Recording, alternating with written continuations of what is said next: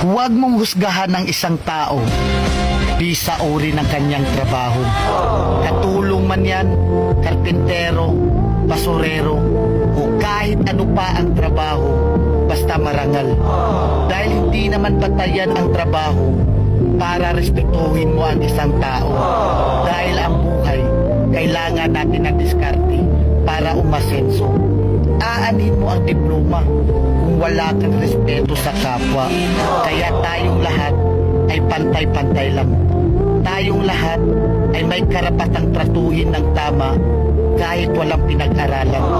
Tandaan natin, kahit ano pang kurso ang natapos mo, kahit ano pang diploma ang hawak mo, kahit mayaman o mahirap ka lang, lahat tayo kapag namatay, iisa lang ang titulong diplomang nakaukit sa lapida natin. Rest and peace.